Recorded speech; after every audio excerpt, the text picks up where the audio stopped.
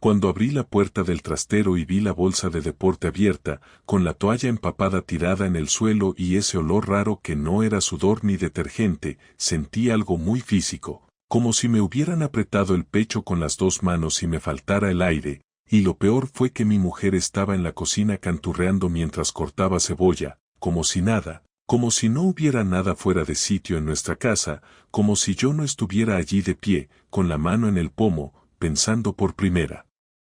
vez en 10 años que quizá no conocía a la persona con la que dormía todas las noches.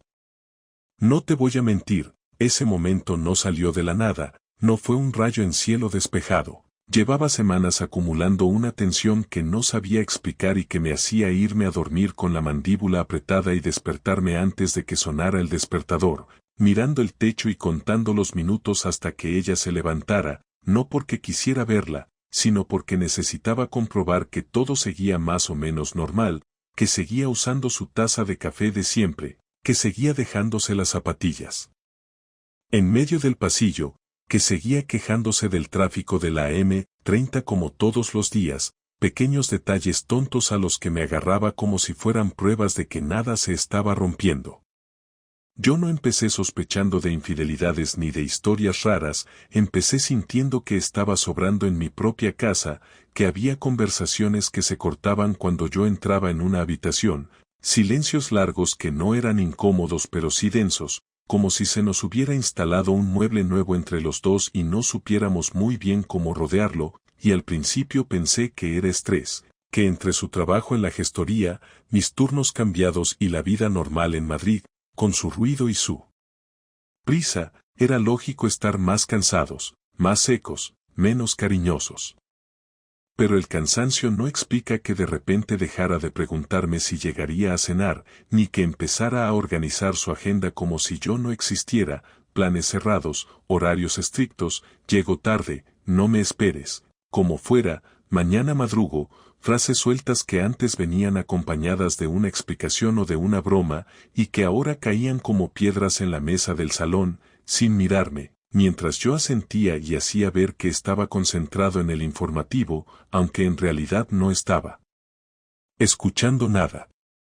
La presión fue creciendo de una forma muy poco espectacular, nada de discusiones grandes ni portazos, fue más bien una erosión constante, un desgaste silencioso que me hacía sentir culpable por cosas que no sabía identificar, como si hubiera fallado en algo importante y ella estuviera pagando las consecuencias, y yo, en lugar de preguntar directamente, me refugié en una especie de prudencia absurda, pensando que si no removía mucho el tema, todo volvería a su sitio, que las rachas malas se pasan solas, como los resfriados. Recuerdo una noche concreta, un jueves, porque al día siguiente tenía libranza, en la que cenamos casi en silencio, ella mirando el móvil sin esconderse, yo recogiendo los platos con más cuidado del necesario, y cuando le pregunté si le pasaba algo, me dijo que no, que estaba cansada, con un tono tan plano que me dejó sin ganas de insistir, y ahí empezó algo dentro de mí, una mezcla de rabia y tristeza, porque no era la primera vez que me contestaba así, pero sí la primera en la que sentí que su cansancio no tenía nada que ver conmigo y, al mismo tiempo, me estaba dejando fuera de algo importante.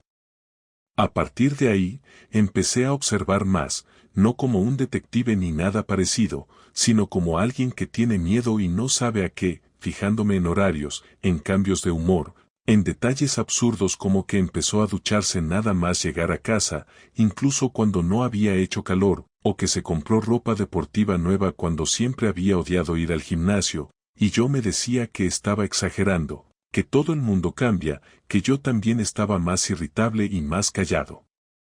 La relación se fue deteriorando sin que ninguno de los dos pusiera palabras claras a lo que estaba pasando, ella se volvió más eficiente y distante, yo más torpe y cuidadoso, como si caminara sobre un suelo que podía romperse en cualquier momento, y lo peor era esa sensación constante de estar haciendo mal algo sin saber qué, de pedir perdón con la mirada por un error que no te explican, y eso, te lo digo ahora con perspectiva, te va comiendo por dentro.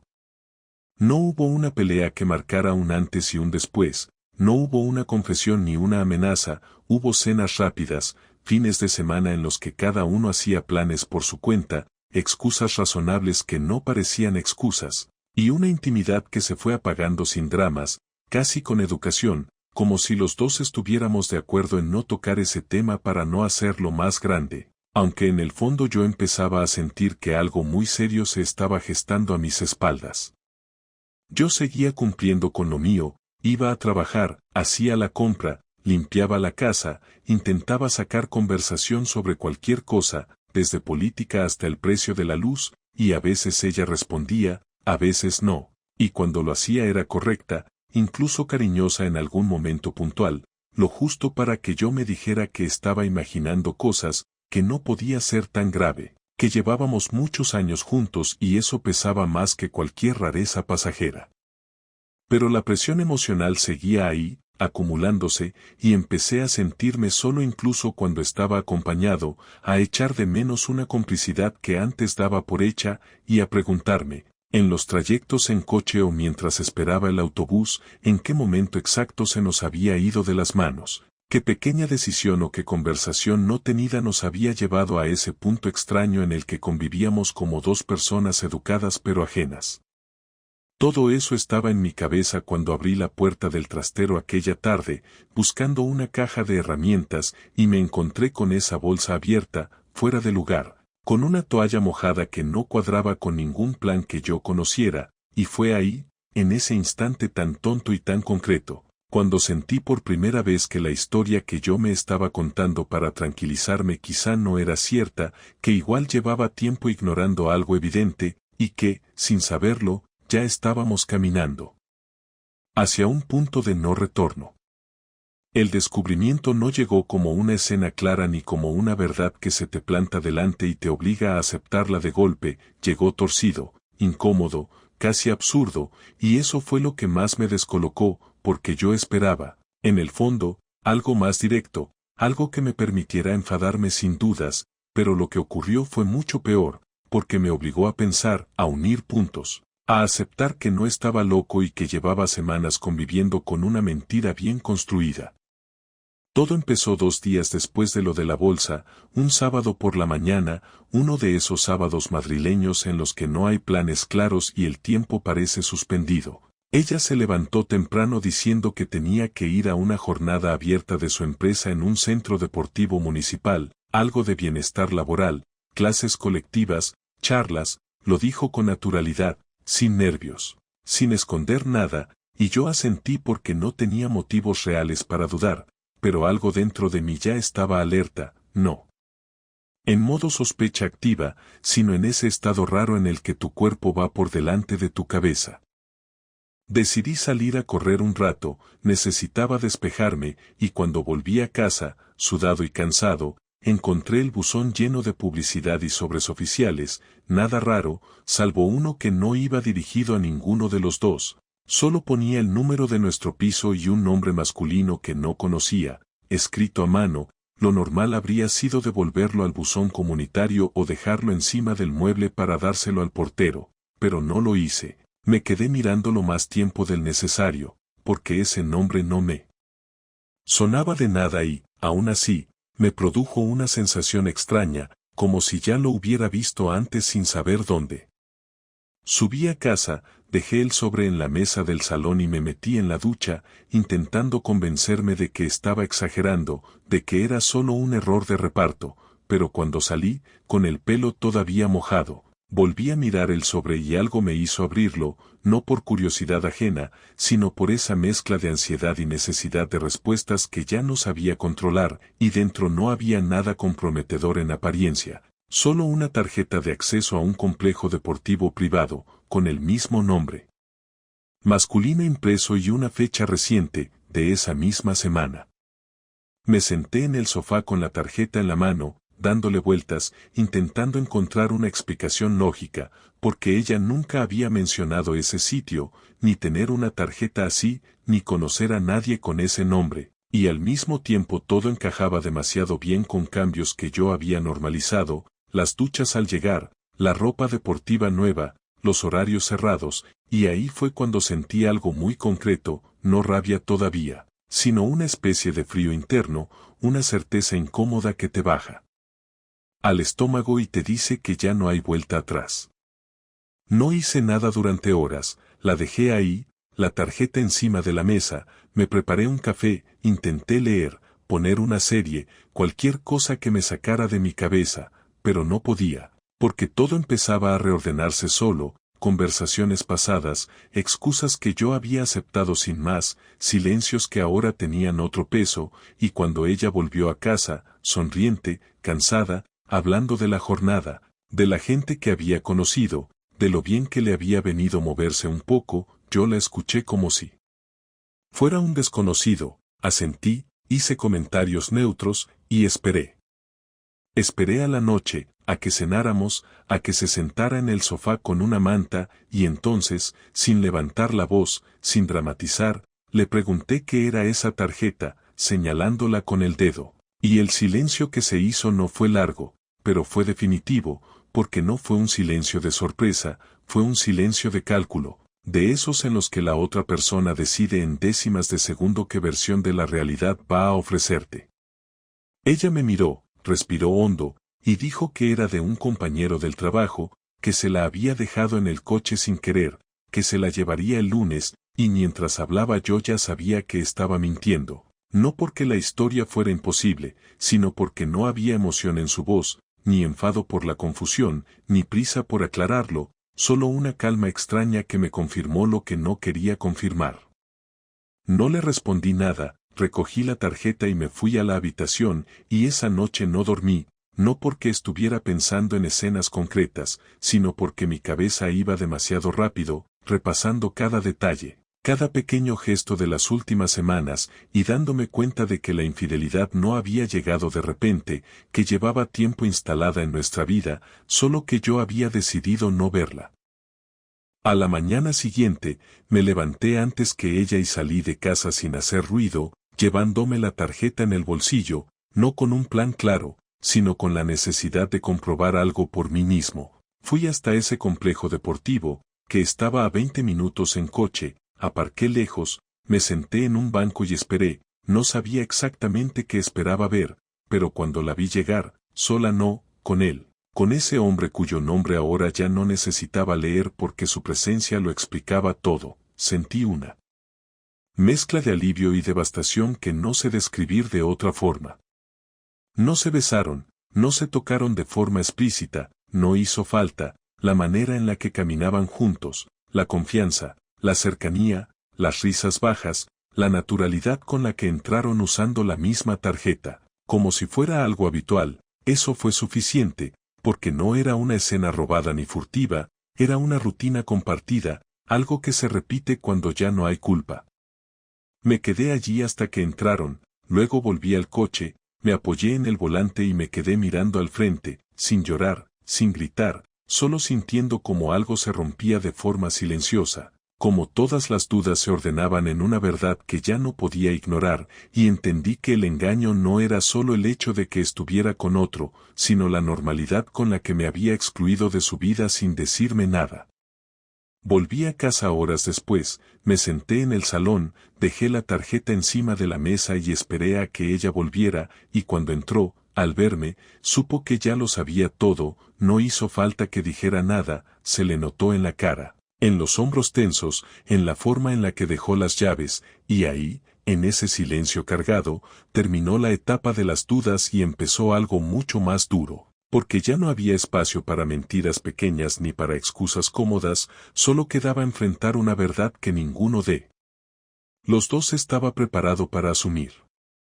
La confrontación no empezó con gritos ni con una escena preparada, empezó con ella cerrando la puerta despacio y yo sentado en el sofá, con la espalda recta y las manos juntas, como si estuviera esperando a alguien para una conversación importante, y cuando me miró entendió que ya no había margen para fingir, lo supe porque no me preguntó qué pasaba, ni cómo me había ido el día. Dejó el bolso en el suelo, se quitó la chaqueta y se quedó de pie, mirándome, y ese gesto tan simple me confirmó que llevaba tiempo ensayando ese momento, aunque no conmigo. Le dije su nombre, Laura, y solo con eso ya le cambió la cara, porque hacía semanas que no la llamaba así, siempre usaba diminutivos o frases neutras, y cuando la llamé por su nombre completo, se sentó frente a mí sin que se lo pidiera, cruzó las piernas y esperó, y yo noté cómo me temblaban las manos, no de miedo, sino de rabia contenida, de esa que te obliga a hablar despacio para no decir cosas de las que luego no puedas volver. Le dije que había ido al complejo deportivo, que la había visto entrar con él, que no iba a entrar en detalles porque no hacía falta, que no estaba allí para discutir si había pasado algo físico o no, porque lo que había visto era suficiente, y mientras hablaba ella no me interrumpió, no negó nada, no me llamó exagerado, solo bajó la mirada y empezó a jugar con un anillo que llevaba en la mano derecha, un gesto que reconocí de otras discusiones, cuando estaba nerviosa pero todavía quería mantener el control. Cuando terminé, hubo un silencio largo, incómodo, y entonces habló, no para pedir perdón, sino para explicar, y eso fue lo que más me dolió, porque empezó diciendo que no era tan simple, que yo no entendía por lo que estaba pasando, que llevaba meses sintiéndose invisible, que necesitaba sentirse vista, escuchada, deseada, y cada palabra que decía parecía una acusación indirecta, como si yo fuera el responsable último de una decisión que ella había tomado sola.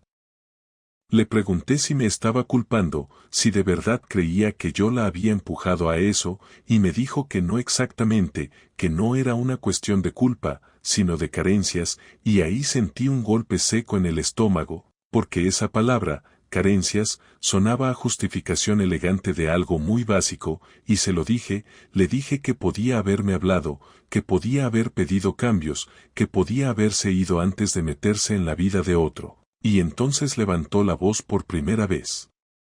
Me dijo que yo siempre reaccionaba tarde, que cuando ella hablaba yo escuchaba pero no actuaba, que me acomodaba, que pensaba que con estar presente era suficiente, y yo me levanté del sofá porque no podía seguir escuchando eso sentado, le dije que no reescribiera la historia, que no convirtiera su engaño en un problema de comunicación, que yo había estado allí todos los días, con mis errores y mis límites, pero allí, y que lo que había hecho no tenía nada que ver con una mala racha, sino con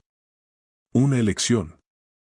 Ella se levantó también, y ahí empezó un intercambio duro, directo, sin filtros, me dijo que con él se sentía ligera, que no tenía que explicar nada, que no se sentía juzgada, que las cosas fluían. Y yo le respondí que claro que fluían, que las historias nuevas siempre fluyen porque no cargan con años de decisiones compartidas, de problemas reales, de cansancio acumulado, que lo fácil no es lo mismo que lo verdadero. Y me escuché decir eso y pensé que sonaba más sereno de lo que me sentía por dentro. Le pregunté cuánto tiempo llevaba, no por morbo, sino porque necesitaba saber hasta dónde llegaba la mentira, y dudó, miró al suelo, respiró hondo y dijo que un mes, que no había sido planeado, que había surgido. Y yo no le creí, no porque supiera la cifra exacta, sino porque un mes no explica una rutina, no explica una tarjeta compartida, no explica la naturalidad con la que se movían juntos, y se lo dije, y entonces se enfadó de verdad. Me dijo que qué más daba, que ponerle números no iba a cambiar nada, que el daño ya estaba hecho, y yo le contesté que para mí sí importaba, porque cada día extra era una decisión consciente de mentirme, de mirarme a la cara y seguir adelante como si nada, y ahí fue cuando empezó a llorar, no de una forma desbordada, sino contenida, silenciosa, y durante un segundo sentí el impulso de acercarme, de tocarle el hombro, pero no lo hice, porque ya no era mi lugar. Me pidió tiempo, espacio, me dijo que estaba confundida, que no sabía qué quería, que no quería perderme pero tampoco quería renunciar a lo que estaba sintiendo, y esa frase me atravesó, porque en ella estaba toda la verdad. No quería perder la seguridad que yo representaba ni la emoción que le daba el otro, quería mantener ambos mundos abiertos mientras decidía, y yo le dije que eso no era una opción, que yo no iba a quedarme esperando mientras ella probaba otra vida. La discusión subió y bajó varias veces, hubo reproches antiguos, recuerdos mal usados como armas, frases que llevaban tiempo acumulándose y salieron sin orden, y en medio de todo eso, hubo un momento de claridad brutal, cuando le pregunté si me quería, no como marido, no como compañero de piso, sino como hombre, y tardó demasiado en responder, y cuando lo hizo dijo que no lo sabía, y con eso bastó.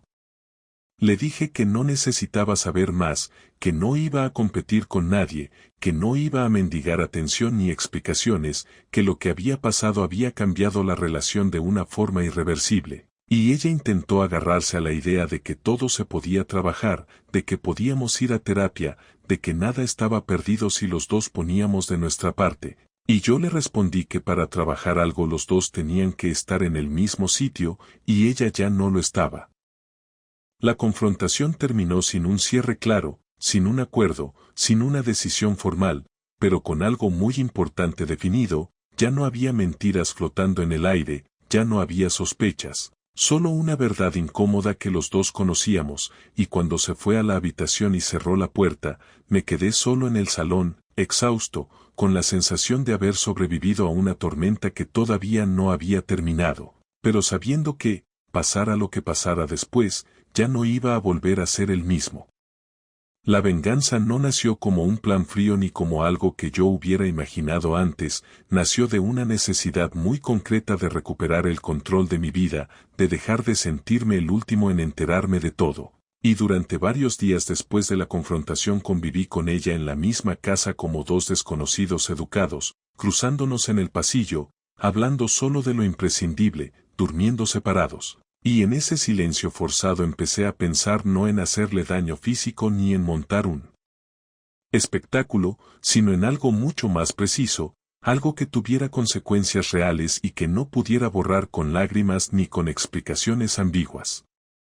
Me di cuenta de que durante años había sido demasiado discreto, demasiado cuidadoso con su imagen y con la nuestra, había protegido su reputación incluso cuando ya no tenía sentido hacerlo. Y ahora entendía que parte de su seguridad para engañarme había venido de ahí, de saber que yo no aireaba los problemas, que no incomodaba a nadie, que resolvía las cosas puertas adentro. Así que decidí hacer exactamente lo contrario, no por venganza infantil, sino porque la verdad tenía que salir de ese piso y dejar de aplastarme a mí solo. Empecé por algo sencillo pero muy pensado. Pedí cita con un abogado recomendado por un compañero de trabajo, no para iniciar un divorcio inmediato, sino para informarme bien, para saber exactamente qué implicaba cada paso, qué derechos tenía yo y qué consecuencias podía haber, y esa reunión me dio una calma inesperada, porque por primera vez desde el descubrimiento estaba actuando, no reaccionando, estaba tomando decisiones con información y no desde la rabia pura.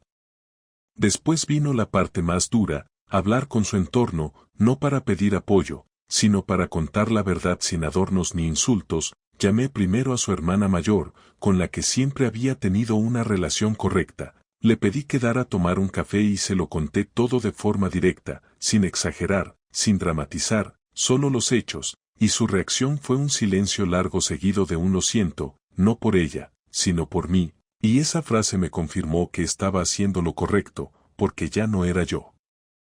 el único que cargaba con esa historia. No tardé en hablar también con sus padres, no juntos, sino por separado, porque sabía que así sería más claro, y fue incómodo, muy incómodo, explicar que su hija había iniciado una relación con otra persona mientras seguíamos casados, pero lo hice sin levantar la voz, sin acusaciones grandilocuentes, solo explicando por qué la relación estaba rota, y aunque intentaron justificarla, minimizarlo, decir que todos cometemos errores, ya no era lo mismo, la imagen perfecta había empezado a agrietarse. La parte más delicada fue su trabajo, no porque yo quisiera que la despidieran ni nada parecido, sino porque su relación había empezado en un contexto que rozaba lo poco ético, y yo sabía que tarde o temprano iba a explotar, así que, asesorado legalmente, informé de la situación de forma formal, sin juicios, solo aportando fechas y hechos, protegiéndome a mí mismo y dejando claro que no iba a aceptar que esa historia se gestionara como un simple lío sin consecuencias. Mientras hacía todo eso, por dentro estaba hecho un nudo, porque una parte de mí todavía sentía culpa, todavía se preguntaba si estaba yendo demasiado lejos, si no estaría actuando desde el orgullo herido. pero cada vez que dudaba recordaba su calma al mentirme, su capacidad para compartimentar su vida y dejarme fuera, y esa duda se convertía en determinación, porque no estaba destruyendo nada que no estuviera ya roto.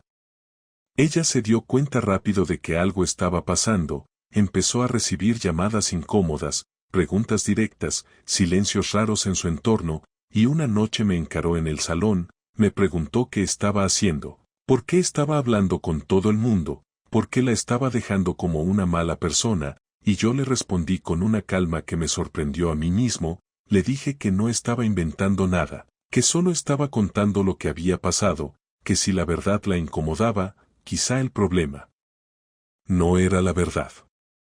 Esa conversación fue tensa, me acusó de querer arruinarle la vida, de ser rencoroso, de no saber pasar página, y yo le contesté que pasar página no significaba fingir que nada había ocurrido, que yo necesitaba reconstruirme y que eso implicaba dejar de proteger una versión falsa de nuestra relación, y por primera vez desde que todo empezó, vi miedo en su cara, no miedo a perderme, sino miedo a perder el control del relato.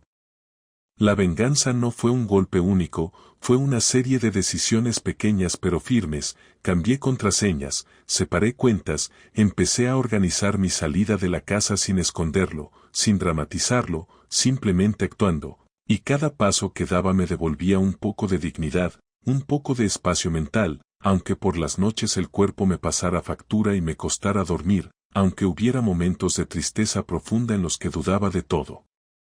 Hubo un punto de inflexión cuando le dije que iba a irme, que no me quedaría allí mientras ella decidía qué hacer con su vida, que no iba a ser una opción de respaldo, y su reacción fue contradictoria, lloró, se enfadó, me pidió que no fuera tan radical, que pensara en todo lo que habíamos construido, y yo le respondí que precisamente por eso no podía quedarme, porque seguir allí habría sido traicionarme a mí mismo. La venganza, si la llamas así, no me hizo sentir bien de inmediato, no hubo satisfacción instantánea ni alivio completo, pero sí algo muy importante, dejó de dolerme la sensación de ser el tonto de la historia, el que no sabía nada, el que aguantaba en silencio, y eso, aunque suene frío, fue lo que me permitió empezar a respirar de nuevo, porque ya no estaba esperando a que ella tomara decisiones por los dos, ya estaba tomando las mías.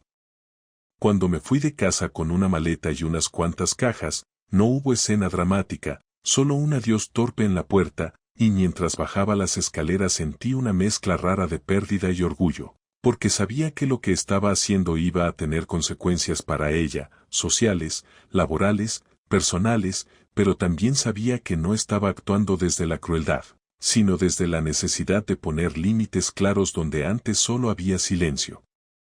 La última conversación no fue una cita acordada ni una charla preparada, fue una llamada suya un martes por la tarde, cuando yo ya llevaba 2 semanas viviendo en un piso pequeño cerca de Atocha, con muebles prestados y cajas sin abrir, y cuando vi su nombre en la pantalla dudé unos segundos antes de contestar, no por miedo, sino porque sabía que esa llamada iba a cerrar algo importante, y cuando descolgué no hubo saludo largo ni rodeos, me dijo que necesitaba verme, que no podía seguir así. Que necesitaba hablar de verdad, y acepté porque también lo necesitaba, aunque no lo hubiera admitido.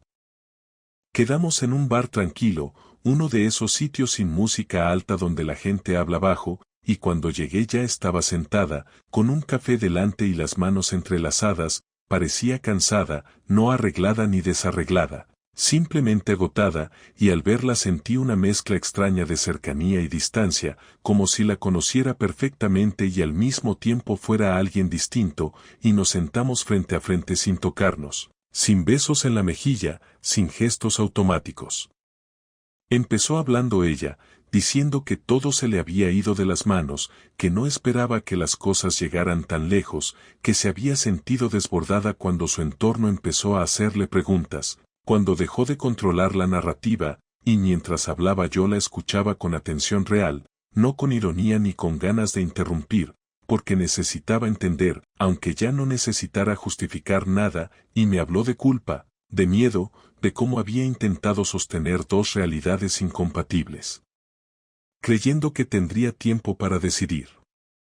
Cuando terminó, me preguntó cómo estaba yo, Y esa pregunta, tan simple, me removió más de lo que esperaba, porque nadie me la había hecho de verdad desde que todo explotó, y tardé en responder, no porque no supiera qué decir, sino porque había muchas cosas mezcladas, y al final le dije la verdad, que había pasado por fases muy claras, primero el shock, esa sensación de ir por la calle como si todo fuera irreal, luego la rabia, no solo hacia ella, sino hacia mí mismo por no haber visto antes lo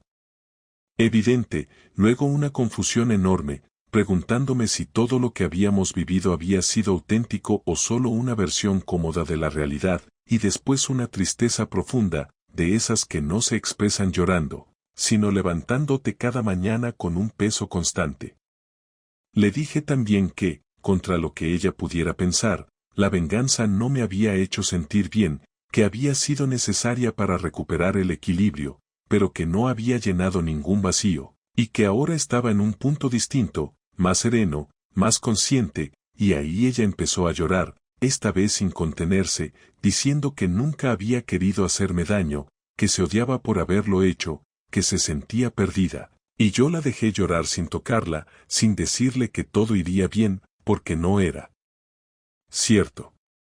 Cuando se calmó, me preguntó si había alguna posibilidad de arreglarlo, si todavía había algo que salvar, y esa fue la pregunta más difícil de toda la conversación, no porque no tuviera respuesta, sino porque implicaba decirla en voz alta, y respiré hondo antes de hablar. Le dije que durante un tiempo había querido creer que sí, que incluso después de descubrirlo había fantaseado con una versión de nosotros reconstruida, más honesta, más madura, pero que esa fantasía se había ido deshaciendo a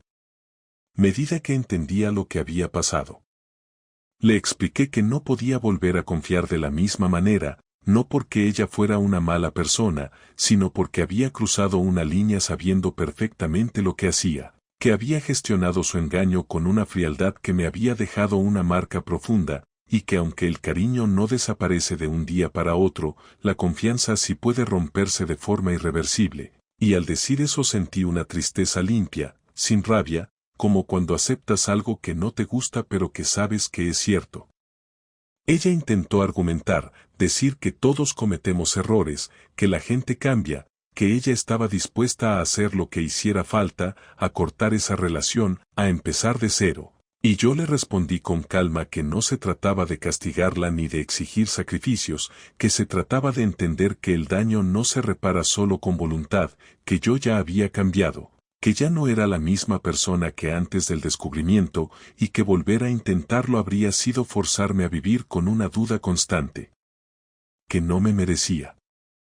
Hubo un silencio largo, de esos que no incomodan porque ya se ha dicho lo esencial, y en ese silencio sentí algo parecido a la aceptación, no felicidad ni alivio completo, pero sí una claridad nueva, y le dije que quería cerrar el matrimonio de forma digna, sin guerras innecesarias, sin más exposición pública, que ya había hecho lo que necesitaba hacer para protegerme, y que ahora quería seguir adelante sin rencor activo, aunque eso no significara olvidar.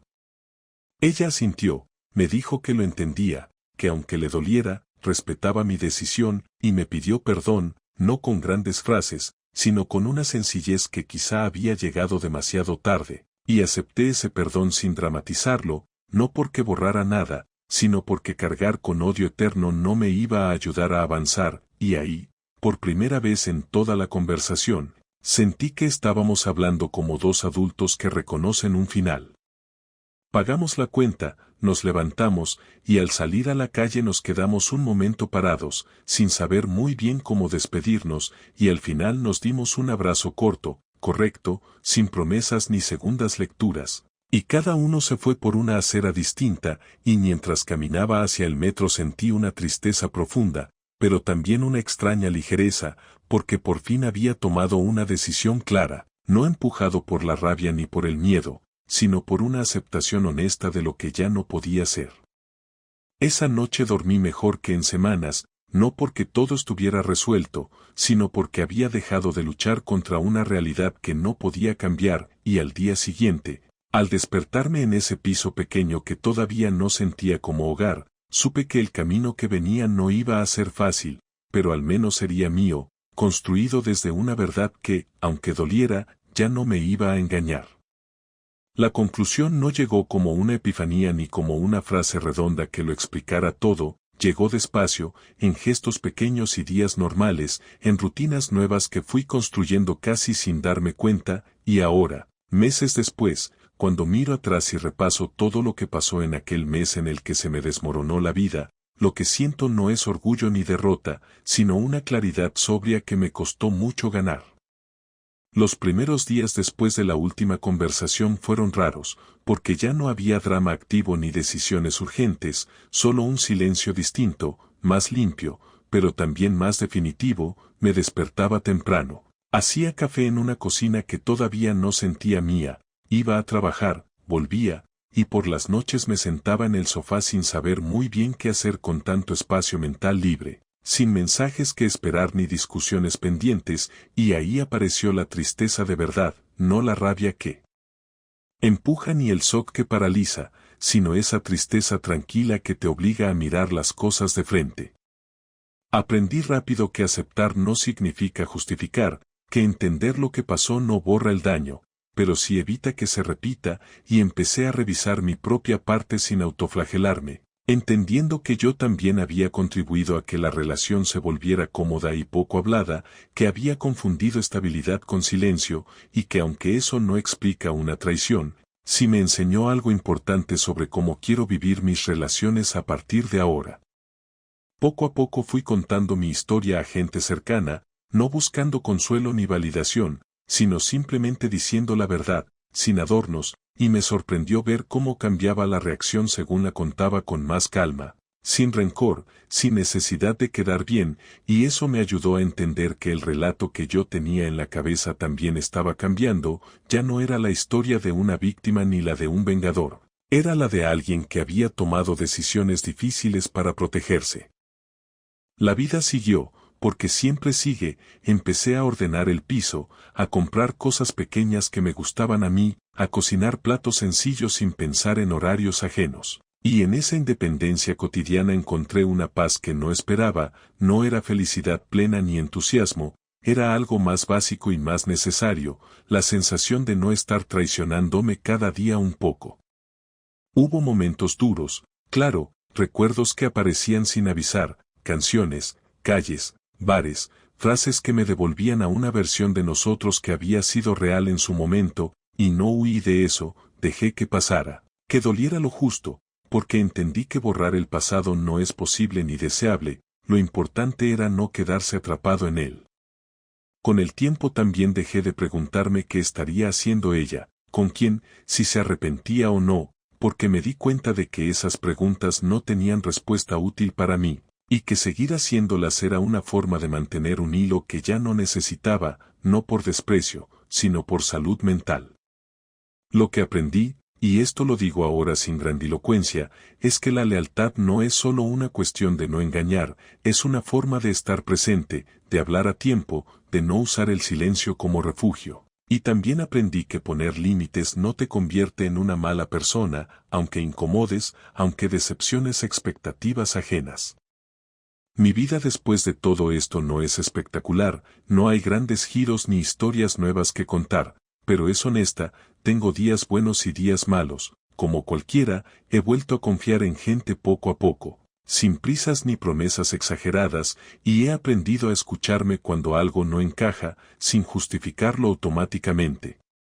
A veces me preguntan si volvería a hacer lo mismo, si repetiría cada paso, incluso los más duros, y la respuesta es sí, no porque haya disfrutado del proceso, sino porque no veo otra forma de haber salido de ahí sin perderme a mí mismo por el camino, porque quedarme habría sido más cómodo a corto plazo, pero devastador a largo. No guardo rencor activo, eso lo tengo claro, pero tampoco idealizo lo que fue, acepto que hubo cosas buenas y cosas que ya no podían sostenerse. Y esa aceptación me permite mirar hacia adelante sin miedo constante a que todo se rompa otra vez, porque ahora sé que, si pasa, sabré afrontarlo.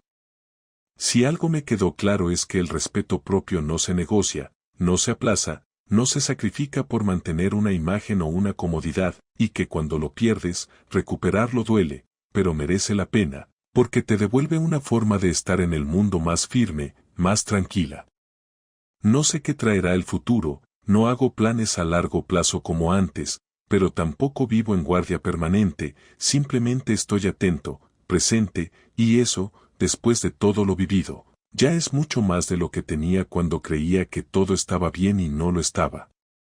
Y si te cuento todo esto como a un amigo, sin adornos ni moralejas, es porque sé que estas historias pasan más de lo que se dice, y que a veces lo más difícil no es descubrir una traición, sino decidir qué haces con esa verdad una vez que ya no puedes ignorarla. Yo decidí no mentirme más, y aunque el precio fue alto, hoy puedo decir, sin dramatismos, que fue la decisión correcta.